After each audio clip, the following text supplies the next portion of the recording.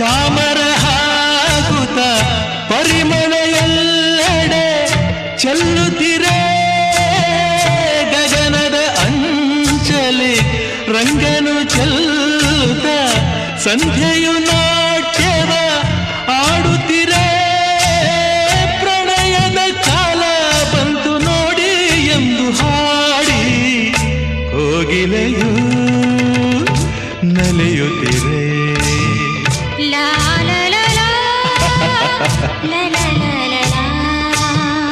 ಆರತಿಯೇ ಧರೆಗಿಳಿದಂತೆ ಆ ಮದನ ನಗುತ್ತಿರುವಂತೆ ಕಲ್ಲು ಮುಳ್ಳೆಲ್ಲ ಬಳ್ಳಿ ಮುಗೆಲ್ಲ ಹೂವಾಡವಾಯಿತು ಎನಿಸುತ್ತಿದೆ.